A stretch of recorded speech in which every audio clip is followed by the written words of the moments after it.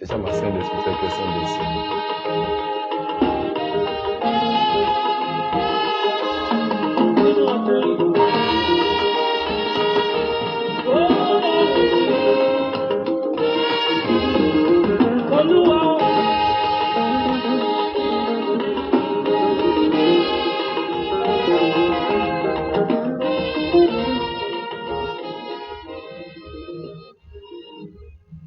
Ẹ jẹ́ kí a gbàdúrà.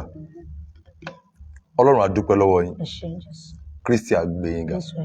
Kristi a gbé yín ga. Kristi a gbé yín ga. Kristi a gbé yín ga. Kristi a gbé yín ga. Kristi a gbé yín ga. We are grateful to you, Lord. Thank you, Father. We are grateful to you, Lord. Thank you, Lord. For all you have done for us. Hallelujah. We are grateful, oh Lord. Our Father, we are grateful. Thank you, Father. We are grateful. Thank you, Lord. We are grateful. Thank you, Lord. We are grateful. Thank you, Lord. For all you have done for us. Thank you, Father. For all you have done for us. Thank you, Lord. Lord, we are grateful to you. Thank you, Lord. Lord, we are grateful to Thank you. you, Lord. Lord, we are grateful to Thank you. you, Lord. If it had not been God who is on our side, Oh, yes. kí ni kí àwa kí ó máa sọ báyìí? Oh, yes. Ká ló sí pẹ̀lú wa ní kí la máa wí báyìí? Amen. Jésù a dúpẹ́ Ẹ ṣeun, Jésù. wípé ẹ wà pẹ̀lú wa. Olúwa ẹ ṣé. Jésù a dúpẹ́ Jésù ẹ ṣé. wípé ẹ wà pẹ̀lú wa. Jésù ẹ ṣé. Jésù a dúpẹ́. Jésù ẹ ṣé. We are grateful. We are grateful. Thank you, Lord. We are grateful. Thank you, Lord. We are grateful. Thank you, Lord. We are grateful. Thank you, Lord. We are very, very grateful. Thank you, Lord. Ògo ni forúkọ Olúwa. Hallelujah. Ògo ni forúkọ Olúwa. Hallelujah. Ògo ni forúkọ Olúwa. Hallelujah. Olúwa ẹ gbọ́ ọpẹ́ wa. Àmín, Jésù. Olúwa ẹ gbà yín wa. Àmín, Jésù. Olúwa ẹ gbọ́ ọpẹ́ wa. Àmín. Olúwa ẹ gbà yín wa. Àmín. Ọlọ́run bá a ṣe ń lọ nírọ̀lẹ́ yìí, Olúwa máa sìn wá lọ. Àmín, Jésù. Ìmọ̀ ẹ̀ láàrin okùn ayé máa sìn wá lọ. Àmín, Jésù. Olúwa kọ́ wa lọ́rọ̀ rẹ̀. Àmín. Ohun tó yẹ ká mọ̀ Olúwa jẹ́ á mọ̀. Àmín. Olúwa jẹ́ kí ilẹ̀kùn ọ̀rọ̀ ó ṣí. Àmín. Ilẹ̀kùn ìgbàgbọ́ fáwọn tó máa gbọ́ rẹ̀ Olúwa jẹ́ ó ṣí sílẹ̀. Àmín, Jésù. Gbogbo àwọn ilẹ̀kùn tó yẹ kó ṣí Olúwa ìbànú ṣí wọn. Àmín, Jésù. Ọ̀rọ̀ yín jẹ́ ìmọ́lẹ̀ Olúwa ẹ tàn ìmọ́lẹ̀. Àmín, Jésù. Ẹ jẹ́ kó ṣọkàn wa Àmín, nílẹ̀. Jésù. Ògo ni fún orúkọ yín lókè ọ̀run. Hallelujah. Jésù Kristi Olúwa wa. Àmín, àmín, àmín lórúkọ Jésù. Hallelujah. Hallelujah. Hallelujah. Hallelujah. Hallelujah. Hallelujah. Kókó ọ̀rọ̀ tá a fẹ́ sọ nírọ̀lẹ́ yìí, òun ni a pè ní divine intervention. Divine intervention. Mo kí gbogbo ẹ̀yin ará létí ẹ̀ ń wò mí àti àwa tá a jọ wà ń bí. Mo kí wa lórúkọ Jésù àní sí àsẹ̀nù. Àmín, Jésù. Lórúkọ Jésù àní sí àsẹ̀nù. Àmín. Lórúkọ Jésù àní sí àsẹ̀nù. Àmín, Jésù. A máa mórí lélẹ̀. Àmín, Jésù. Ayọ̀ wa yóò kún. Àmín. In the name of Jesus. Amen. Ìdásí àtòkè wa ni ọ̀rọ̀ tá a fẹ́ sọ báyìí. Ìdásí àtòkè wa. Mo máa fẹ́ kẹ́ ẹ listen dáadáa lónìí. Tá a bá ń sọ pé kán dá sí nǹkan túmọ̀ sí pé nǹkan kan ń ṣẹlẹ̀ níbì kan. Ó ń ṣẹlẹ̀ débi pé àwọn èèyàn kan ń wò lójijì.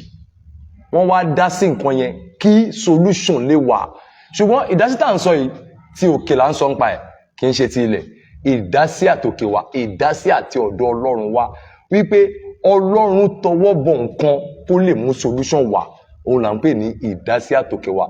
Divine intervention is when God attend to situation to bring about results. Òun ló ń pè ní ìdásí àtòkè wa.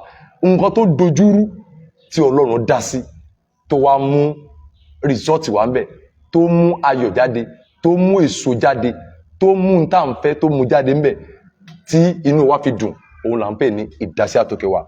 Ṣùgbọ́n nírọ̀lẹ́ yìí story kan ni màá sọ fún wa tá a máa fi mọ tó ń pè bẹ́ẹ̀ kí n tó wá bọ́ sí ìgbà wo gan láti sọ pé èèyàn nílò ìdásí àtòkè wa. Màá sọ fún wa nírọ̀lẹ́ yìí. Ẹ máa bá mi lọ nínú story yìí. Ẹ jẹ́ ká bọ́ sí Exodus chapter 1 láti máa bẹ̀rẹ̀ story yẹn. Ìṣẹ̀lẹ̀ kan ṣẹlẹ̀ nínú Exodus náà la máa wò, la máa sọ wò jù. So máa kàn mú wa wo ìṣẹ̀lẹ̀ yẹn, ẹ wá wo ohun tó ṣẹlẹ̀, ẹ wá wo ohun tó ń pè ní ìdásí àtòkè wa. Gbogbo ẹ̀yin tẹ́ ẹ wà ní inú situation yìí, kí ọ̀rọ̀ tá à ń sọ nírọ̀lẹ́ kó tó parí, ẹ̀mí mọ́ máa dá sí ọ̀rọ̀ yìí. Àmín. Jésù máa dá sí ọ̀rọ̀ yìí. Àmín. Àwọn ọ̀rọ̀ tá à ń sọ nírọ̀lẹ́ yìí, wọ́n máa di àṣẹ sí yín lára o. Ẹ make sure pé ẹ̀ ń receive ẹ̀ bẹ́ẹ̀ ó ṣe ń dàṣẹ yẹn, torí pé ó máa mú ìyípadà wá.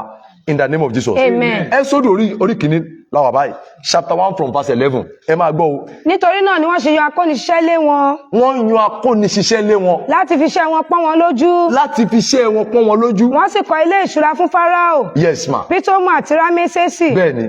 Bí wọ́n sì ti ń pọ́n wọn lójú sí i, Bẹ́ẹ̀ni. bẹ́ẹ̀ ni wọ́n ń bí sí i, Wọ́n ń bí sí i. tí wọ́n sì ń pọ̀. Bẹ́ẹ̀ni. Inú wọn sì bàjẹ́ nítorí àwọn ọmọ Ísírẹ́lì. Bẹ́ẹ̀ni. Àwọn ará Íjíbítì sì mú àwọn ọmọ Ísírẹ́lì sìn ní àsìpa. Ẹ̀dùnà àwọn ará Íjíbítì wọ́n mú àwọn ará Ísírẹ́lì sìn ní kíni o? Àsìpa. Jésù Olúwa. Gbogbo ẹni tí wọ́n mú sìn ní àsìpa tó ń gbọ́ ọ̀rọ̀ Olúwa yìí. Bí Olúwa ti ń bẹ tí ẹ̀mí ẹ̀ wà láàyè, ọ̀rọ̀ Olúwa jáde sí ọ. Nínú àsìpa tó wà, Olúwa máa gbà ọ́. Àmín. Olúwa máa dá sí. Àmín. Olúwa máa gbà ọ́. Àmín. Ọ̀rọ̀ yìí jáde ní ọ̀lẹ́, Olúwa máa gbà ọ́. Àmín, Jésù. Ó máa kó ònú àsìpa. Àmín, Jésù. Ó máa kó ònú àsìpa. Àmín. In the name of Jesus. Amen.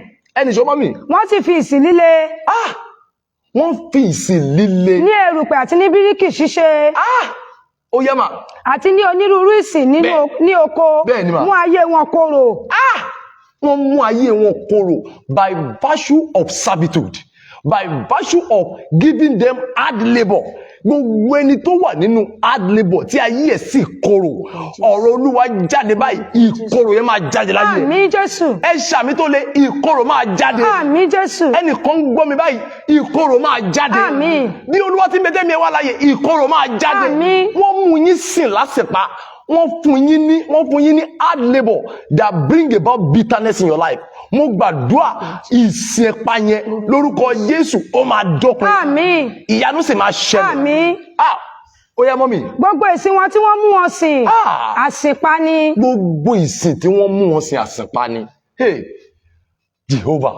Gbogbo ohun tí wọ́n ń ṣe fún wọn bẹ̀ yẹn, mọ ohun tó ṣẹlẹ̀ ṣá. Ẹ jẹ́ kí n fún wa ní story yẹn shortly.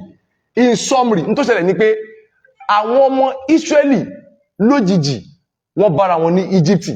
Lóòótọ́ wọ́n ti ń gbádùn, ṣùgbọ́n Bíbélì sọ pé wọ́n ní ọjọ́ kan wọ́n ní ọba kan dìde tí kò mọ Jósẹ́fù mọ́. Ọba tó dé ló wò pé tá a bá ń jẹ́ káwọn pípù yìí máa wà báyìí, àwọn pípù yìí wọ́n máa gbilẹ̀, wọ́n á jù wá lọ. Wọ́n wá ní pé kán àdì sí labour wọn, kán máa mú wọn sìn. They now added to their labor. They gave them hard labor. What we call hard labor ni wọ́n fún wọn. Wọ́n fún wọn ní ìsìn tó le.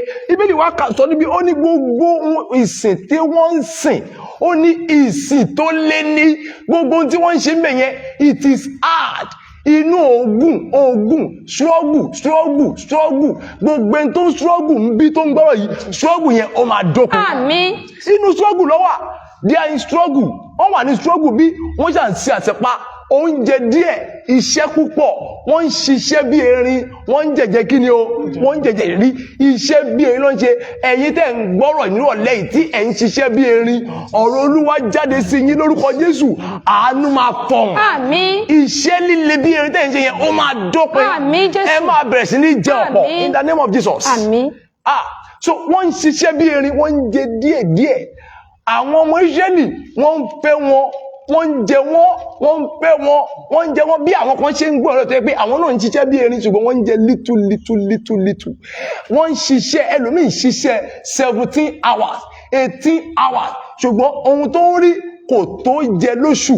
Ẹlòmíì ó wà nínú gbèsè lọ́wọ́lọ́wọ́ báyìí, ó dẹ̀ ń ṣiṣẹ́. Ẹlòmíì àjíkù lé ní aago 6 àárọ̀, á wọlé ní aago 10 alẹ́, aago 11 alẹ́, ó dẹ̀ tún jẹ gbèsè. Irú kéèsì àwọn ọmọ iṣẹ́ náà ni wọ́n ń ṣiṣẹ́ bí erin, wàhálà wà lọ́rùn wọn, ṣógun wà lọ́rùn wọn, wọ́n ń sọ́fà, wọ́n sì ń ṣiṣẹ́, wọn ò róúnjẹ gidi jẹ, ayé wọn ò rí bó ṣe yẹ kó rí, ayé wọn gan òun Ọlọ́run. Ṣùgbọ́n ní ọjọ́ kan, ọjọ́ àfiyèsí kan, ẹ máa gbọ́rọ̀ yìí, ní ọjọ́ àfiyèsí kan, àwa dé ibì kan, Bíbélì wa ní Olúwa wá wò lọ́run pé àwọn èèyàn yìí máa ń ṣiṣẹ́ kárakára, wọ́n máa ń ṣiṣẹ́, àdúrà tí wọ́n náà wá dókè. Bíbélì wá sọ chapter 3, ẹsẹ̀ orí ọ̀la wà báyìí, ó wá sọ ní verse 7, kí ló ní verse 7? Olúwa sì wí pé ẹ máa gbọ́rọ̀ yìí o, ó yẹ mà. Nítòótọ́ èmi ti rí ìpọ́njú àwọn ènìyàn mi tí ó wà ní Íjíbítì, mo sì gbọ́ igbe wọn nítorí àwọn akóniṣiṣẹ́ wọn. Mo gbọ́ igbe wọn nítorí àwọn akóniṣiṣẹ́ wọn. Nítorí tí mo mọ ìbànújẹ́ wọn. I heard their cry. Ìwọ náà Olúwa máa gbọ́ igbe rẹ̀. Àmín. Make sure pé o set o, we are going somewhere. mission kò sẹ́ẹ̀tì o ìdí ẹ̀ ni pé ìwọ náà gbọ́dọ̀ máa kígbe àdúrà sókè bíbélì sọ pé olúwa gbọ́ igbe wọn nítorí àwọn akóniṣiṣẹ́ wọn ìwọ ló kọ ọ̀rọ̀ lẹ́yìn olúwa máa gbọ́ igbe àmín igbe ẹkún tó ti ń sun tipẹ́tipẹ́ yẹn lónìí tá à ń gbàdúrà yìí olúwa máa gbọ́ igbe àmín in the name of Jesus amen ó ní ó gbọ́ igbe wọn nítorí àwọn akóniṣiṣẹ́ wọn wọ́n mú wọn sí gan olúwa wá gbọ́ lọ́jọ́ kan ó yá mọ́mí yẹn nìṣó. èmi sì sọ̀kalẹ̀ wá láti gbà wọn lọ́wọ́ àwọn ará Íjíbítì. And I have come down to deliver them from the hand of the Egyptians. Ó ní mo ti sọ̀kalẹ̀ wá ó yá mà. Àti láti mú wọn gòkè. Ẹ dúró ṣé rí ìsọ̀kalẹ̀ wá Ọlọ́run gangan òun là ń pè ní kíni o ìdásí àtòkè wá. Igbe mo sọ̀kalẹ̀ wá mo gbọ́ igbe wọn gòkè tọ̀ mi wá pé àwọn olóńkè yìí kí ló ṣẹlẹ̀ sí wọn mo wá gbójú rẹ̀ mo rí pé à ń pọ́n wọn lójú gan ó wá ní mo wá sọ̀kalẹ̀ wá mo wá fẹ́ dá sí ọ̀rọ̀ wọn ọ̀rọ̀ tí mo fẹ́ dá sí yẹn gangan ló ń pè ní kíni ìdásí àtòkè wá because ẹni tó fẹ́ dá sí yẹn òkè ló ń wà tó wálẹ̀ òun là ń pè ní Ọlọ́run òun ló wá pé mo fẹ́ dá sọ̀rọ̀ wọn ẹnì sọmọ mi. àti láti mú wọn gòkè tí ilẹ̀ náà wá. mo wá fẹ́ mú wọn kúrò ní Íjíbítì yìí tó ti ń pọ́n wọn lójú yìí mo fẹ́ mú wọn kúrò ńbẹ̀ lọ mú wọn lọ sí ilẹ̀ tó yẹ kó wà wọ́gbọ́n ó yá mà. sí ilẹ̀ rere àti ńlá. sí ilẹ̀ rere àti ńlá. sí ilẹ̀ tí ń ṣàn fún wàrà àti fún oyin. tí ń ṣàn fún wàrà àti fún oyin. sí ibi tí àwọn ará Kénáánì. níbi tí àwọn ará Kénáánì. àti tí àwọn Hítì. ẹ máa gbọ́dọ̀ yo ìpọ́njú tó wá sọ́dọ̀ wọn yẹn tó mú àwọn èèyàn máa sunkún yẹn torí pé wọn ò sí ní rightful position wọn òun náà ṣe ń pọ́n wọn lójú. When you are not in your rightful position you are bound to suffer loss. So gbogbo ẹni tó ń gbọ́rọ̀ ẹ̀ ní ọ̀lẹ́ tí ó sì níbi tó yẹ kó wà Ọlọ́run ọ̀run máa dá sọ́rọ̀ yín. Àmín. Ó máa mú ikú òbí tẹ wà. Àmín. Ó máa mú ilé òbí tó yẹ kẹ́ ẹ wà. Àmín Jésù. Ẹ jẹ́ n summarize nítorí àkọ́kọ́ ẹ máa gbọ́ ìgbà tí Olúwa wá dá sí ó ní máa mú wọn kó òbí tó wà yẹn máa mú wọn lọ sí ibi tó yẹ kó wà ibi tó wà yìí ń pọ́n lójú gẹ́gẹ́ bí a ti kọ́ lọ́run kò yẹ kó wà níbi tó wà yìí ibi tó wà yìí ilẹ̀ ibi ní ilẹ̀ tí wọ́n ti ń pọ́n lójú ni torí náà ni wọ́n ṣe nílò ìdásí àtòkè wá ẹni tó ń gbọ́rọ̀ ìrọ̀lẹ́ yìí ẹ máa gbọ́ o kí ni àwọn nǹkan wo ló máa ṣẹlẹ̀ àbí ìgbà wo gan la lè sọ pé èèyàn nílò ìdásí àtòkè wá ẹ jẹ́ n sọ fún mi kọ́ síbí number one mo ní in situation when no one want to help nígbà tí kò sí ẹni tó fẹ́ ràn ẹ́ lọ́wọ́ nígbà yẹn o nílò kí ni o ìdásí àtòkè wá nígbà tó yẹ pé owó wájú owó ẹ̀yìn ìwọ ní kẹ́lẹ́bù kan ní mo wò wájú mo wò ẹ̀yìn ó wá ní kò sí aláàánú bí Jésù nígbà tí kò sí aláàánú fún ẹ nígbà tí kò owó wájú owó ẹ̀yìn ayé dàbẹ́ ní kébóyá ayé fẹ́ pín nígbà yẹn ohun tó nílò ní kí ni o ìdásí àtòkè wá ẹgbọ́n ọ̀rọ̀ lẹ́yìn mo fẹ́ kẹ́ gbọ́rọ̀ yìí ẹ make sure pé ẹ take note àwọn nǹkan tí mo ń sọ yìí wípé ìgbà wo lo nílò ìdásí gan o nílò ìdásí nígbà tí ó dàbí pé kò sí ẹni tó fẹ́ ràn ẹ́ lọ́wọ́ nígbà tí pé gbogbo ìrànlọ́wọ́ ó sá kò sẹ́ni tó fẹ́ ràn lọ́wọ́ rárá nígbà yẹn tó nílò ní kí ni o ìdásí àtòkè wá. Number two mo ní in situation when those that want to help eventually fail iyọ̀ báyìí ni pé nígbà tí àwọn tí wọ́n fẹ́ ràn yín lọ́wọ́ praise the Lord hallelujah praise the Lord hallelujah praise the Lord hallelujah àwọn tó fẹ́ ràn ẹ́ lọ́wọ́ wọ́n pàpà kùnà wọ́n fail kì í ṣẹjọ́ wọn o ẹ wo bí mo fẹ́ fún wa ní story kan kékeré kan rọ̀lẹ́ ọmọkùnrin kan wà lọ́jọ́ kan ẹ máa gbọ́rọ̀ yìí o ọmọkùnrin yẹn bàbá ẹ̀ ó kú bàbá ẹ̀ kú báyìí ó gbé ẹni kó gbọ́rọ̀ yìí o ìgbà tí bàbá ẹ̀ kú this is a true life story bàbá ẹ̀ kú ọwá ń gbé bàbá ẹ̀ jáde ọmọ yẹn dẹ̀ wà ní JSS 2 nígbà tí bàbá ẹ̀ kú ọwá ń gbé bàbá ẹ̀ jáde nínú ilé bàbá ẹ̀ ṣe ń kú báyìí ọmọ yẹn wá ń ké dádì torí pé dádì ẹ̀ like education dádì ẹ̀ ló ń sponsor education yẹn pé ó gbọ́dọ̀ lọ school ṣáá ni bàbá ẹ̀ like education gan ó gbọ́dọ̀ lọ school ó gbọ́dọ̀ lọ school ó gbọ́dọ̀ lọ school bàbá yẹn wá give up bàbá yẹn kú lójijì ní àìsàn tí bàbá yẹn ṣe bàbá yẹn wá kú ọwá ń gbé bàbá yẹn bọ́ ń ta ẹ lísìn sọ́dọ̀ tí mo fẹ́ sọ yìí o ọwá ń gbé bàbá yẹn bọ́ ń ta nígbà tó ń gbé bàbá yẹn bọ́ ń ta wọ́n fẹ́ gbé ọ ní mọ́tò wọ́n yìí lọ gbé lọ sí mọ́ṣúárì kọ́ lọ ẹ̀mbá àmú ẹ̀ ọmọ yẹn wá ń ké ń ta dádì àwọn tó wà níbẹ̀ wá ń sọ pé ákìlẹ̀ tó ń ké báyìí àwọn kan wá nítorí education ẹ̀ ní ó ń wò pé ṣé education máa dúró báyìí ẹ̀ mú tó wá ṣẹlẹ̀ já ọkùnrin kan wà níbẹ̀ ọkùnrin yẹn wá di ọmọ yẹn ń báyìí pé má wọrí ṣé nítorí education yẹn I will sponsor your education ẹ máa gbọ́rọ̀ yìí o ó ní I will sponsor your education ipe máa sponsor education yẹn wà máa make sure pé o lọ school má worry bàbá ti ṣe tiwọn wọ́n ti kú ṣùgbọ́n èmi á sponsor education yẹn ẹ̀yin ara ní Olúwa ṣé ẹ mọ̀ pé bí ọkùnrin pé sọ yẹn ṣé ẹ mọ̀ pé Bíbélì sọ fún wa pé àwọn tí ó ń sọ̀rọ̀ fún ẹ tó ń promise yẹ má gbàgbé pé erùpẹ̀ làwọn náà ó ní bí wọ́n ṣe ń sọ̀rọ̀ fún ẹ tó ń promise ẹ lọ́wọ́lọ́wọ́ ó ní ọ̀rọ̀ wọn ó ní ó ń kọjá lọ sínú erùpẹ̀ àwọn gan fúnra wọn kan wọ́n ń ṣe kí ni o wọ́n ń dé erùpẹ̀ ẹ jẹ́ mọ̀ pé lójijì ayé ọmọ yẹn ò tí ì di SS1 ẹni tó promise ẹ kú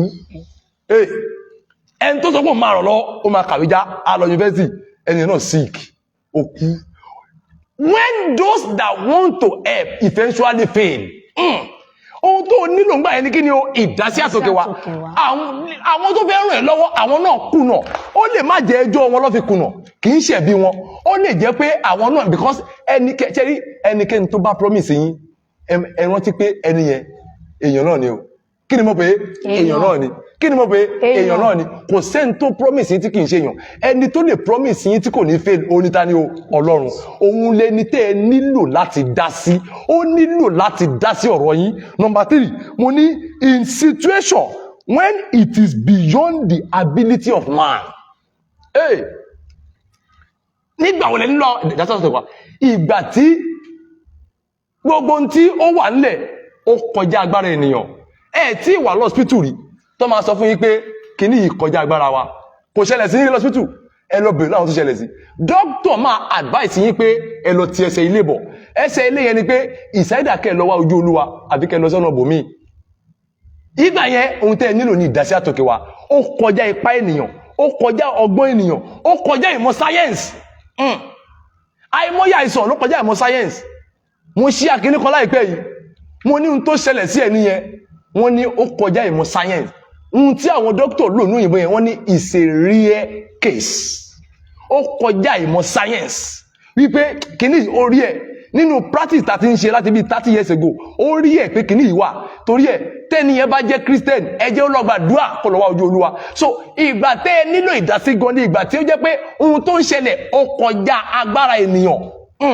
Number 4 when hard work an idea can no longer solve financial problem in your family nígbà tó ń rí pé gbogbo iṣẹ́ àṣekára tó ń ṣe irú tọmọ iṣẹ́ lè ṣe yìí àti ó gba idea tó ní kò solve wàhálà tẹ ní family bẹ́ẹ̀ ṣe ní idea tó ṣe kára tó ẹ̀ ń jẹ gbèsè ni ó ń gba 200,000 ìyàwó ẹ̀ ń gba 150 síbẹ̀síbẹ̀ ẹ ní online debt ẹ ní online loan tẹ yá ẹ jẹ gbèsè síbí ẹ jẹ gbèsè sọ́hùn ní táìmù yẹn ẹ mọ̀ tẹ́ nílò ìdásílẹ̀ nílò ó ti kọjá agbára yín ó kọjá idea ẹ jẹ good ẹ kàwé you see no matter what you have you might have master degree you might have PhD degree any degree you have kò kọ ogun degree ò kọ wàhálà degree ò kọ ìdààmú wọ́n ní àwọn ogun wọ́n ní wọn gbóyìnbó ọ̀rọ̀ pé I have master àìmọye master degree holder tó ń ṣiṣẹ́ lọ́sẹ̀ primary school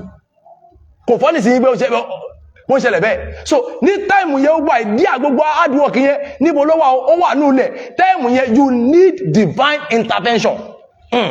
Number 5 mo ní when it seems like the waiting period has no expiry date tó dàbí pé àsìkò tó dúró dà ó dàbí pé bóyá kò fẹ́ sí ìgbà tó máa pin mọ́ wípé wọ́n ní kí n dúró fún 2 years mo ti dúró fún 2 years mi ìbímọ náà wọ́n ní dúró fún 3 years mo dúró fún 3 years mi ìbímọ náà wọ́n ní dúró fún 4 years mo dúró fún 4 years ó dúró 10 years ọmọ wa ó dúró 15 years ọmọ wa ní táìmù yẹn ó ní solution tó nídìí òun ni kí ni o ìdásí àtòkè wa bẹ́ẹ̀ ni pé ṣé kìíní yóò ní expire ni ṣógun tí mò ń là kọjá ṣé kò ní expire ni ṣógun yóò ní expire ni ṣé kìíní yóò ní expire ni ṣé kìíní yóò ní expire ni ohun tó nílò ní ìdásí àtòkè wa. Number 6 when the heat of life is so much to bear nígbà tí ooru yẹn ó le láti bear wípé kìíní ti le jù kìíní ti le jù mo ṣe exam mi mú àwọn kan wà wọ́n máa kọ́ èèyàn ní exam ẹni yẹn máa pàṣẹ táwọn bá ṣe títí wọn hàn ní mu ní táìmù yẹn ìdásí ló nílò ó nílò ìdásí àtòkè wa no matter ohun tó bá ń ṣe lọ́wọ́lọ́wọ́ báyìí tó dàbí ohun tí mo kà lẹ́yìn kí ló nílò ìdásí àtòkè wa ṣé ẹ rí àwọn ọmọ Ísírẹ́lì yìí Bíbélì sọ pé lọ́jọ́ kan Ọlọ́run wá dá sí ọ̀rọ̀ wọn ìgbà tí Ọlọ́run dá sí ọ̀rọ̀ wọn tán Ọlọ́run wá rán ẹnìkan wá ṣe rí mo fẹ́ sọ ọkọ lónìí and I want to correct every notion tí àwọn èèyàn ń gbé káàkiri lónìí pé Ọlọ́run dá sí ọ̀rọ̀ every time tọ́lọ́mọ máa dá sọ̀rọ̀ rántí pé ẹnìkan ló máa rán láyé yìí ò ní rí physically báyìí ẹnìkan ló máa rán ìgbà tí Ọlọ́run dá sọ̀rọ̀ ọmọ Israel ẹnìkan ló rán sí wọn ṣé ẹ̀mẹ́ni tó rán sí wọn Mósè ló rán sí wọn. So you need a man. There is a ministry of man tó nílò láti kó òun tó wà yẹn lórúkọ Jésù ẹni tó nílò yẹn ó máa dé wá báyìí. Àmín. Ó máa connect mọ́. Àmín Jésù. A máa connect yẹn mọ́. Àmín Jésù. In the name of Jesus. Amen. So Olúwa máa dá sí Olúwa ní Olúwa tó bá ké Ọlọ́run pé Olúwa dá sọ̀rọ̀ mi tó bá dá sọ̀rọ̀ yẹn tán ẹnìkan ló wá láti send sí ẹ ẹni yẹn dẹ̀ máa dé lórúkọ Jésù. Amen. Náà ìgbà tó lọ́wọ́ wá dá sí ó wá rán Mósè wá ìgbà tó rán Mósè wá àwa dé chapter 14 of Exodus ẹ wá máa wo ohun tó ṣẹlẹ̀ ń bẹ̀ chapter 14 ni mo wà báyìí ẹ kà á sí bíi 10. Nígbà tí Fáráò sì súnmọ́ tòsí, bẹ́ẹ̀ni, àwọn ọmọ Ísírẹ́lì gbé ojú sókè, sì kíyèsí, àwọn ará Íjíbítì ń bọ̀ lẹ́yìn wọn. Ẹ mọ̀ tó ṣẹlẹ̀ ní Olúwa dá sọ́rọ̀ wọn, ó wá rán Mósè. Mósè wà lọ bá Fáráò pé Olúwa sọ pé jẹ́ kí àwọn ènìyàn mi kí ó lọ kọ́ lọ sinmi. Ìsìtẹ́ mú wọn sinmi ti pọ̀ jù. Ẹ jẹ́ kó lọ sinmi. Fáráò wá níta lọ́lọ́run náà. Ó ní Ọlọ́run Ísírẹ́lì ni. Fáráò ṣáà lágídí ṣùgbọ́n nígbà tí Olúwa fi gbogbo wàhálà sí ìlú wọn, Fáráò ó fi wọ́n lẹ̀. Ṣùgbọ́n ó ti kọ́kọ́ sọ ọ̀rọ̀ kan fún wọn níbì kan. Ó ní ẹ jẹ́ kí wọ́n lọ ṣùgbọ́n ẹ má jẹ́ kó lọ jìnnà. Tó mì pé ogun tó ń jàyàn tí èèyàn bá kẹ́fù ó lè fẹ́ fìyàn lẹ̀ bọ̀ kò ní fẹ́ fìyàn lẹ̀ tán. Ó ní do not let them go far. So but later àwa ní òkè kan máa lọ. Ìgbà tó wá lọ Bible wá rìkọ́dù pé Fáráò àti ọmọ ogun ẹ̀ tó wá ń lé wọn lọ ọ̀yá máa. Sì kíyèsí. Sì kíyèsí. Àwọn ará Íjíbítì ń bọ̀ lẹ́yìn wọn. Àwọn ará Íjíbítì wá ń bọ̀ lẹ́yìn wọn. Ẹ̀rù sì bà wọ́n gidigidi. Àwọn yẹn dẹ̀ ń lọ pé káwọn máa lọ ilẹ̀ Kénáánì kọ́ lọ kọjá òkun tó bá kọjá òkun tán kọ́ máa lọ wilderness kọ́ pass wilderness kọ́ wá lọ sí ilẹ̀ Kénáánì tí Olúwa ní kọ́ máa lọ kó òun dá sí òun á mú wọn kó ń bẹ̀. Ìyẹn ni wọ́n ń lọ ìgbà tí wọ́n lọ lọ́wọ́ Fáráò tó wá ń lé wọn ó lé wọn ó ní sì kíyèsí àwọn ọmọ ogun Fáráò Íjíbítì wọ́n ń bọ̀ lẹ́yìn àwọn iṣẹ́ ẹ continue mà. Àwọn ọmọ Ísírẹ́lì sì kígbe pé Olúwa. Wọ́n wá kígbe pé Olúwa. Wọ́n sì fún Mósè pé. Wọ́n wí pé. Nítorí tí ìṣàkóso ní Íjíbítì. Ó wá dùn wọn pé Mósè kí ló ṣe fún wa yìí. Ṣé torí pé kò sí sàkún jíjì ni ó bá fi wálẹ̀ mẹ́ka kú síbẹ̀ ẹni ṣọmọ́ mi. Kí ìwọ ṣe mú wa wá láti kú ní ìjù. Bẹ́ẹ̀ni. Èé ṣe tí ìwọ fi ṣe wá bẹ́ẹ̀ láti mú ajáde tí Íjíbítì wá. Bẹ́ẹ̀ni. Ọ̀rọ̀ yìí kí àwa ti sọ fún ọ. Ṣé bá a sọ fún ẹ pé kò fi wálẹ̀ sílẹ̀. Ní Íjíbítì pé. Jẹ́ ká kú sínú ìṣẹ́ jẹ́ kú sínú wàhálà ẹ lọ àwọn kan ń gbọ́ mi báyìí ẹ ti gbà kámú àwọn kan ń gbà kámú pé wo ibi tí màá kú sí ni ó lè kú síbẹ̀. Praise the Lord. Hallelujah. Ó lè kú sínú wàhálà tó wà. Má sọ pé àwọn kan sọ pé wo ń tọ́lọ́ ń dá mọ́ mi ni. God did not create you like this. Please listen to this. Ọlọ́run ò dá ẹ bẹ́ẹ̀. Wàhálà affliction ló máa ń jẹ́ kí èèyàn máa sọ ọkùnrin sílẹ̀ ìgbà mi. Ọlọ́run kọ́ ló dá ẹ bẹ́ẹ̀. Àwọn ọmọ Ísírẹ́lì náà ń gbàtọ̀ rí ogun. Àwọn náà ń sọ̀rọ̀ pé wo ò bá jẹ́ ká kú síbẹ̀ yẹn. Ò bá jẹ́ ká jẹ báyìí. Wọ́n yàtọ̀ ṣe báyìí fún wa ẹni ṣọmọ́ mi. Jọ̀wọ́ wa jẹ́ kí àwa kí ó máa sin àwọn ará Íjíbítì. Jọ̀wọ́ wa jẹ́ ká máa sìn wọ́n. Hey my God. Wípé jẹ́ àmà sìn wọ́n nígbà tí wàhálà mú wọn lómi. Àwọn náà bóun bọ̀ pé ẹ bá jẹ́ kára gba kámú fún wàhálà tó ń ṣe wáyé gbogbo ẹni tó ń gba kámú lé tó ń wò mí mo gbàdúrà kámú tó ń báyìí ó dọ̀pin lónìí. Àmín. Ó ní gba kámú fún ikú. Àmín Jésù. Ó ní gba kámú fún àìsàn. Àmín. Ẹnìkan ń gbọ́ mi ó ń ṣàìsàn lọ́wọ́ wọ́n sọ pé bó ṣe máa lólé ayé nì wípé 50-50 ni mo sọ tẹ́lẹ̀ jáde ọ̀rọ̀ Olúwa ó wọlé sí ẹ lára. Àmín Jésù. Àìsàn yẹn kó fi ẹ́ sílẹ̀. Àmín Jésù. Ìyanu máa ṣe lágọ̀ Àmín Jésù. yẹn in the name of Jesus. Amen. Ẹnì sọ ma. Ó ṣàṣọ fún wa láti máa ṣe àwọn ará Íjíbítì. Bẹ́ẹ̀ni. Ju kí àwa kú ní aginjù lọ. Wípé ó dá fún wa láti máa sin àwọn ará Íjíbítì ju láti kú ní aginjù lọ. Ó yá. Mósè sì fún àwọn ènìyàn náà pé. Mósè wá wí pé. Ẹ má bẹ̀rù. Ẹ má bẹ̀rù. Ẹ dúró jẹ́. Ẹ dúró jẹ́. Kí ẹ sì rí ìgbàlà Olúwa tí yóò fi hàn yín ní òní. Mo sọ fún èyí tẹ́ wà ní ẹ má bẹ̀rù. Ẹ má sọ òkútọ síra yín. Ẹ má sọ òkútọ ní pé wàhálà ti wà. Ogun ẹ̀mú yín lómi. Ẹ má sọ òkútọ síra yín. Ẹ má sọ pé ẹ máa kú sínú àìsàn yìí. Má ṣe pé ìfúnra ẹ pé ibi tí máa kú sí nìyí. Má sọ pé àìbímọ ìbímọ ṣe máa kú nìyí. Má sọ bẹ́ẹ̀. Ṣé Olúwa ló sọ bẹ́ẹ̀ ni? God did not say that. Don't say that. Ìwọ oníkẹ́dẹ́bù ni Jésù ní balógun ọkàn. Ẹ má ṣe jẹ́ jẹ́ ká fòyà. ẹ má ṣe jẹ́ ká fòyà. Olùtọ́kọ̀ wa ni Jésù. Olùtọ́kọ̀ wa ni Jésù. Ẹ má ṣe jẹ́ ká fòyà. Ẹ má ṣe jẹ́ ká fòyà. Ẹ má ṣe bẹ̀rù. Ẹ kún fún ayọ̀ nítorí Jésù lọ̀gá ọkọ̀. Bó ti wù kí jìnnà létò yóò mú ọkọ̀ wá gúnlẹ̀. Orin yẹn ni ẹ má ṣe bẹ̀rù ara, ẹ kún fún ayọ̀. Ẹ má bẹ̀rù rárá, ẹ kún fún ayọ̀ ẹ̀yin ará mi ní Olúwa. Ẹ kún fáyọ̀, ẹ má bẹ̀rù. Ìbẹ̀rù kì í ṣe nǹkan gidi. Kí ni túmọ̀ fear? Wọ́n ní first experience appearing real. Òun ló ń pè ní fear. Ó kọ̀ dàbí ẹni kì í ṣe òun. Ó dàbí pé ẹ máa kú ni ẹ ní kú. Ó dàbí pé ẹni bímọ ni ẹ máa bímọ. Ó dàbí pé àìsàn yẹn máa pa yín kò ní pa yín. Ìtumọ̀ ẹ̀ nìyẹn. Ẹ má bẹ̀rù, ẹ má fòyà, ẹ má ṣojo. Ìwé orin tá a kọ yẹn, ó sọ níbì kan. Ó ní ẹ má gbọ́dọ̀ yòó. Ó ní ẹ̀yin èrò tó wà lọ́kàn, ẹ ké pè Jésù ni. Ẹ má gbọ́, kẹ̀sí gbẹ́kẹ̀ yín lè pẹ́. Yóò mú ọkọ̀ wa gúnlẹ̀. Yóò mú ọkọ̀ wa gúnlẹ̀. Ẹ má bẹ̀rù. Nǹkan tẹ́ pọ̀ láti ṣe ni pé ẹ gbẹ́kẹ̀lé Jésù. Ẹ ké pè Jésù. Yóò mú ọkọ̀ yín gúnlẹ̀. Gbà tí ìjì ayé yìí bá pín, ẹ má bẹ̀rù. Ẹ má rò pé ibo ni mo já sí. Ẹ má rò bẹ́ẹ̀. Ẹ mú ẹ̀rù kúrò lónìí. Mo sọ fún yín báyìí, ẹ̀mí Olúwa ní wí fún yín pé ẹnìkan gbọ́ mi, ẹ̀rù ń bà ẹ́ wípé inú àìsàn yìí ló máa kú sí. Ò ní kú sáìsàn yẹn. Àmín. Ṣé kánsà ni ò ní kú sí? Àmín. Ṣé blood pressure ni ò ní kú sí? Àmín. Ṣé inú ọ̀sà yìí ni máa kọ́ ò ní kú sí? Àmín. Ó máa bímọ tiẹ̀. Àmín Jésù. Olúwa ò dá ẹ pé ò ní bímọ. Wọ́n bí ẹgbọ́rọ̀ yìí ká tó conclude. Wòlíì lè sọ fún ẹ pé àwọn rí pé ò ní ọmọ láyé. Wòlíì ló sọ bẹ́ẹ̀. Ọlọ́run kọ́ ló sọ bẹ́ẹ̀. Àwọn aláàfáà lè sọ fún ẹ pé ò ní bímọ láyé. Ọlọ́run kọ́ ló sọ bẹ́ẹ̀.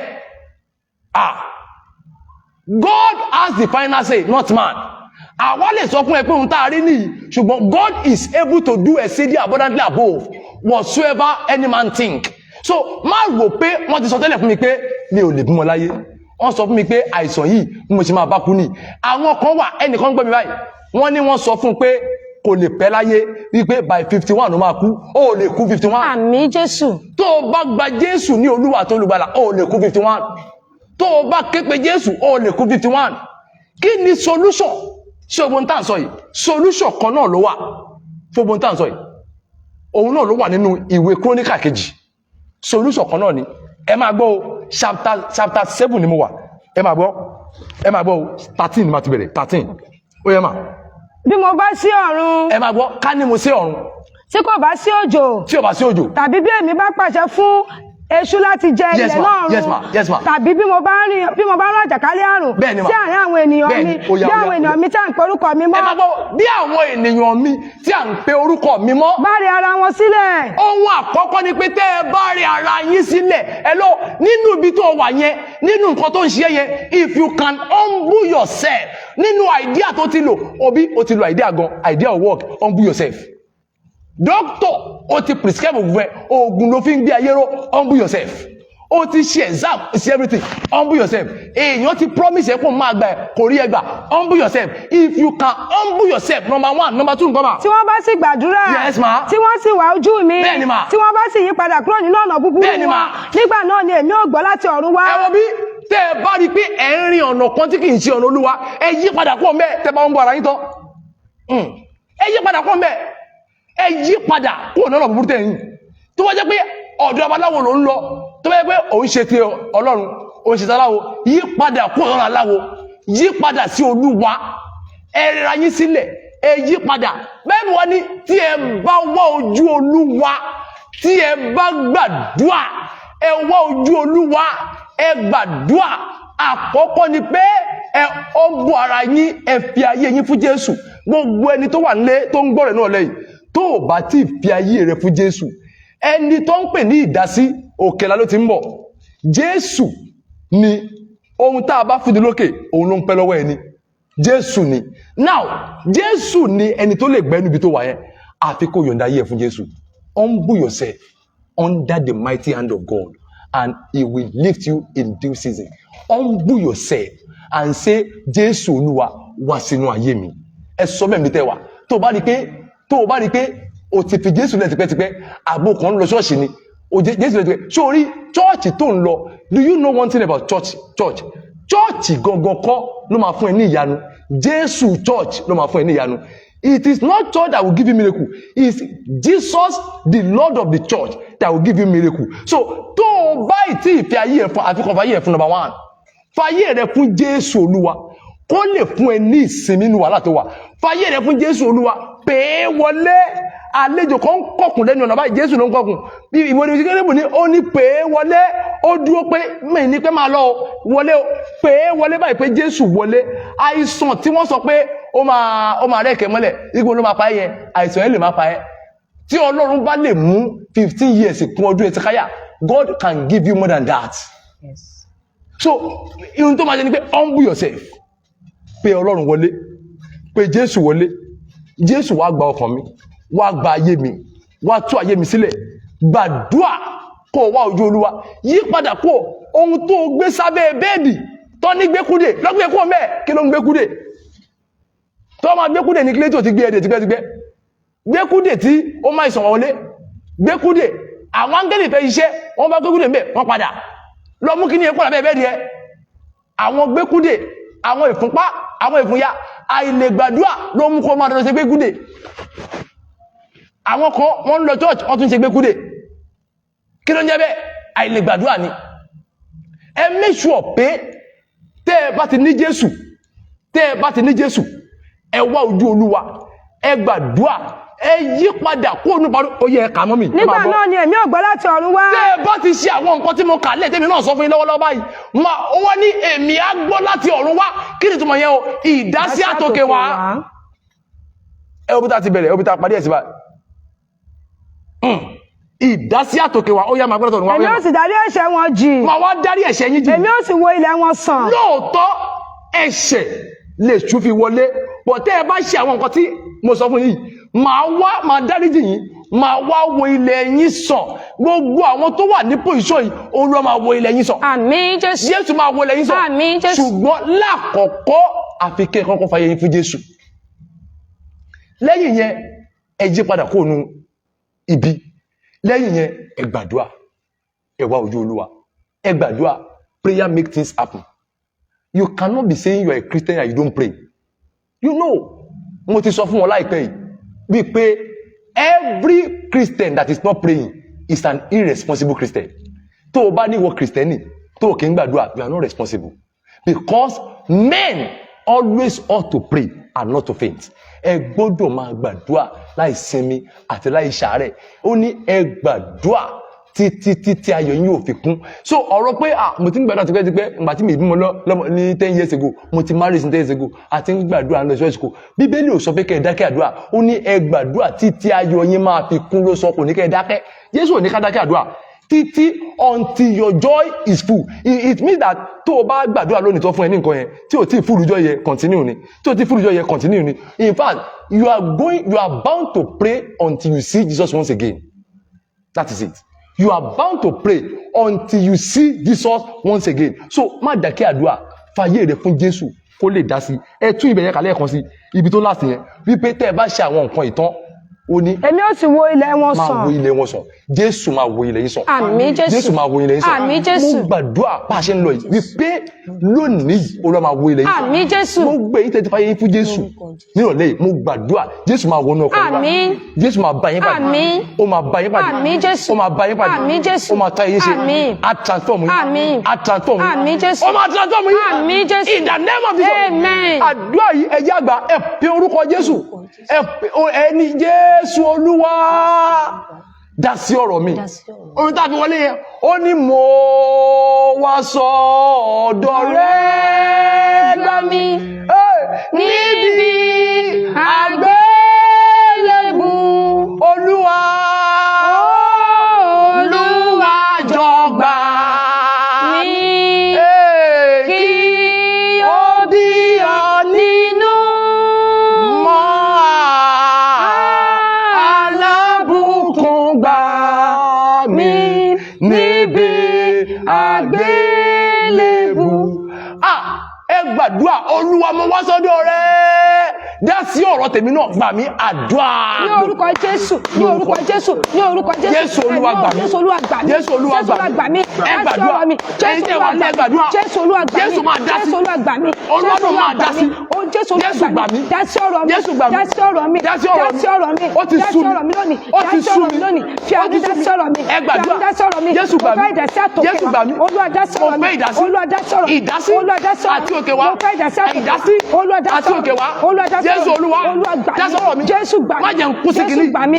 Má jẹ́ n kú sí kìíní. Jésù gbà mí. Sọ̀n tó ń ṣe ọ́. Jésù gbà mí. Sọ̀n tó ń ṣe ọ́. Jésù gbà mí. Má jẹ́ n kú sí. Má jẹ́ n kú sí Olúwa. Má jẹ́ n kú sí. Olúwa. Má jẹ́ n kú sí. Olúwa gbà mí. Jésù gbà mí. Dá sí ọ̀rọ̀ mi. Má jẹ́ n kú sí. Ẹ̀gbọ́n dá sí ọ̀rọ̀ mi. Let it be with Olúwa faith. dá sí ọ̀rọ̀ mi. Má jẹ́ n kú Olúwa sí. dá sí ọ̀rọ̀ mi. Olúwa dá sí. Ẹ gbàdúrà. Olúwa dá sí. Olúwa dá sí. Olúwa dá sí.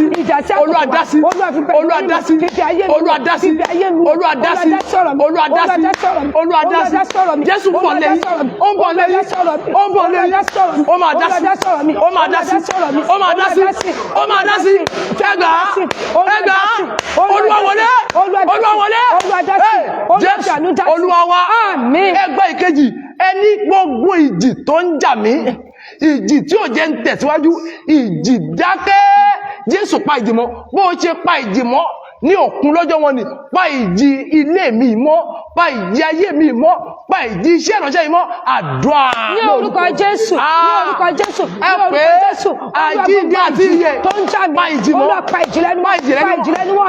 Pa ìjì lẹ́nu mọ́. Ìjì Ẹ̀jẹ̀ pa ìjì lẹ́nu. Ìjì Pa ìjì lẹ́nu mọ́ lórí gbogbo ìyẹn gbàdúrà. Pa ìjì lẹ́nu mọ́ lórí ayé mi. Ẹ pa ìjì lẹ́nu mọ́ lórí ilé mi. Lórí ìgbéyàwó mi. Olúwa pa ìjì lẹ́nu mọ́ lórí ẹbí mi. Olúwa pa ìjì lẹ́nu mọ́. Olúwa pa ìjì lẹ́nu mọ́. Olúwa pa ìjì lẹ́nu mọ́. Ìwọ ìjìgbọ́rọ̀ Olúwa. Ó yá dákẹ́ jẹ́jẹ́. Ìwọ ìjìgbọ́rọ̀ Olúwa. Ó yá dákẹ́ jẹ́jẹ́. Ìwọ ìjìgbọ́rọ̀ Olúwa. Ó yá dákẹ́ jẹ́jẹ́. Ìwọ ìjìgbọ́rọ̀ Olúwa. Ó yá dákẹ́ jẹ́jẹ́. Ìwọ ìjìgbọ́rọ̀ Olúwa. Ó yá dákẹ́ jẹ́jẹ́. Ó yá dákẹ́ jẹ́jẹ́. Ó yá dákẹ́ jẹ́jẹ́. Gbogbo tí ìjì ti ń jà nínú ilé mi lẹ̀. Nínú iṣẹ́ mi lẹ̀. Nínú iṣẹ́ ìránṣẹ́ rẹ̀. Nínú iṣẹ́ tó ń ṣe lé.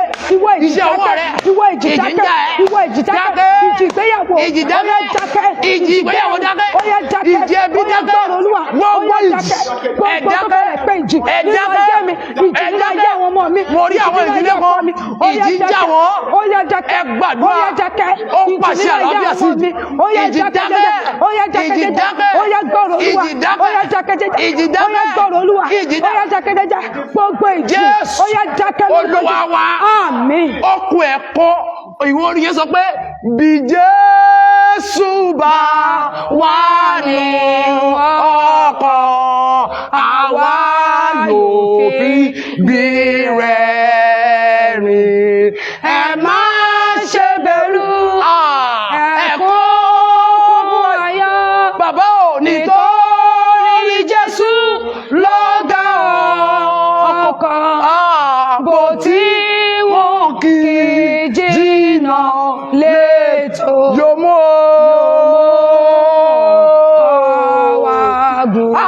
ohun tí mo lọ gbé bí Jésù bá wà ní ọkọ̀ yìí tó lọ ni ẹ mẹ́sùọ̀ pé Jésù wà ní ọkọ̀ yìí ẹ mẹ́sùọ̀ pé Jésù wà ní ọkọ̀ ayé yìí ọkọ̀ tó ń wà lọ́yìí bojú wọnú ẹ̀ ṣé Jésù wà ń bẹ̀ ṣá tí ó bá sí ń bẹ̀ pè sínú ẹ̀ tí ó bá sí ń bẹ̀ iṣu nìyẹn o kọ́pọ̀ yẹn máa dànù wájú pé Jésù wọnú ẹ̀ báyìí pé wọnú ẹ̀ báyìí ó gbé tó ti wà nú ẹ̀ ẹ gbàdúrà yìí ẹni Jésù Olúwa wọnú ọkọ̀ ayé mi wá bá mi ṣẹ́tù wàhálà yìí ẹ mẹ́sọ̀ wàhálà kan pàtíkúlà bá mi ṣẹ́tù wàhálà yìí kò sí wàhálà Jésù lè wọ́n with God all things are possible. Ẹ pé ẹni àjíǹde àti ìyè wọnú ọkọ̀ ayé mi bá mi ṣẹ́tù wàhálà yìí àdúrà. Ní orúkọ Jésù, ní orúkọ Jésù, ní orúkọ Jésù. Àjíǹde àti ìyè ó yá wọnú ọkọ̀ ayé mi. Àjíǹde àti ìyè wọnú ọkọ̀ ayé mi. Àjíǹde àti ìyè ó yá wọnú ọkọ̀ ayé mi lónìí. Wọnú ọkọ̀ ayé mi lónìí. Kó ní kálukú máa sọ wàhálà kọ̀ọ̀kan. Wọnú ọkọ̀ ayé mi. A máa gbàdúrà lẹ́sìn. Wọnú ọkọ̀ wàhálà kan báyìí.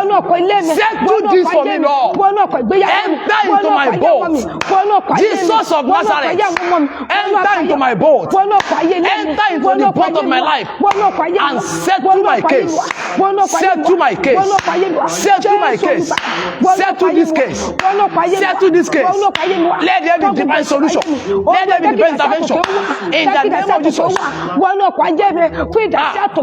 That's it. That's it. What is that? What is that? What is that? What is that? What is that? What is that? Jésù Olúwa wa. Àmín. Bẹ́ẹ̀ tí gbàdúrà mo sọ tẹ́lẹ̀ Jésù ó yá dá sí. Àmín. Gbogbo ọkọ̀ tó ń gbọ́ ìwọ Olúwa tó ti wọ̀ Jésù wọnú ọkọ̀ wa báyìí. Àmín Jésù. Àkànú wo ni wá yẹn pé bí Jésù bá wà nú ọkọ̀ tó o bá wà ńbẹ̀ la máa fi ìgbì rẹ́rìn. Tí o bá sí ńbẹ̀ ìgbì á da ọkọ̀ yẹn nù. Káì Ọlọ́run àánú ó yá wọnú ọkọ̀ ayé wa. Àmín Jésù. Ọlọ́run àánú wọnú ọkọ̀ ayé wa. Àmín Jésù. Kí ìgbì ayé máa da ọkọ̀ wa nù lójú ibú lórúkọ Jésù. Jésù wọlé. Àmín. Èmi ló ń sọ fún mi pé àwọn kan ní ọ̀rọ̀ tá à ń sọ yìí ń bá wí lé wípé tí Jésù ò bá sínú ọkọ̀ á da ìgbé ayé wọn nù. Lórúkọ Jésù wọlé báyìí. Àmín. Jésù wọlé báyìí. Àmín. Ẹbí kan rèé tí Jésù ò sí ńbẹ̀ Jésù ó yá wọbẹ̀. Àmín. Ẹ̀yin ẹbí náà ẹ nawọ́ síta pé Jésù wọlé. Jésù ó yá wọlé báyìí. Jésù ó yá wọlé báyìí. Àmín. Jésù ó yá wọlé báyìí. Àmín Jésù. Jésù ó yá wọlé báyìí. Àmín Jésù. Máa sọ àwọn ọ̀rọ̀ mẹ́ta yìí. Àkọ́kọ́ rẹ̀ bí Jésù ṣe ń wọlé ó yá sẹ́tù kéèsì. Àmín. Kéèsì tó ń wọ̀ ó yá sẹ́tù. Àmín Jésù. Ọ̀rọ̀ kejì gbogbo àìsàn tó ń gbọ́ ọ̀rọ̀ tá à ń sọ lọ́wọ́lọ́wọ́ yìí àìsàn yẹn ó yá disappear. Àmín Jésù. Àìsàn yẹn disappear. Àmín. Hypertension, cancer, leukemia, diabetes, lọ́sà ó yá ẹ̀ disappear. Àmín. Ó yá ẹ̀ disappear. Àmín. Ó yá ẹ̀ disappear. Àmín. Ó yá ẹ̀ disappear. Àmín. Ìkẹta rèé gbogbo ẹni tó gbọ́rọ̀ yìí láìpẹ́ yìí ẹ máa ní testimony. Àmín. Ògo ajé ti Ọlọ́run. Ògo ni forúkọ Olúwa. Hallelujah. Jésù Olúwa wa. Àmín. Àmín. Àmín lórúkọ Jésù. Hallelujah. Hallelujah. Hallelujah. Hallelujah. Hallelujah. Hallelujah. Ẹ̀yin Olúwa lógo. Ẹ̀yin Olúwa lógo. Ẹ̀yin Olúwa lógo. Ẹ ṣeun púpọ̀. Àwa tí a wà níwájú yín ní ọ̀lẹ́ yìí, àwa láti ilé ìjọ The Sacred C&S Ebenezer Model Parish, Abiola Way, Abẹ́òkúta. Orúkọ tèmi tí ẹ̀ ń gbọ́ yìí, òun ni Pastor Àbáyọ̀mí Olúga àti màmá mi tí a jọ wà níbí, àwọn ni Lady Evangelist Abọ́sẹ̀dé Ọdẹ́bíyì. So àwa ni a rán láti ìjọ Sacred C&S láti wá bá wa sọ ọ̀rọ̀ láti Calvary wa. Ọ̀rọ̀ tá lẹ́sọ náà lórúkọ Jésù ó máa ṣayé wa nílẹ̀. Àmín Jésù. Àwọn tó ń gbọ́rọ̀ yìí ó máa ní testimony. Àmín. So ẹ lè share testimony yín ní orí gbogbo péèjì wọn àwọn kérúbù yìí. Ẹ share testimony yín káàkiri pé a ní testimony ìjọba yìí. Testimony is an overcomer tool for winning battle. Wọ́n fi ń win battle ni o wípé they overcame by their testimony. So wọ́n fi ń battle ni. Mo gbàdúrà pé bẹ́ẹ̀ ṣe gbọ́rọ̀ yìí lórúkọ Jésù ayé wa kò ní ọba kan náà mọ́. Àmín Jésù. So lórúkọ Jésù eléyìí kò ní jẹ́ àṣemọ́. Àmín. Olúwa yóò máa bá wa pé. Àmín. Jésù Olúwa wa. Àmín. Àmín. Àmín lórúkọ Jésù.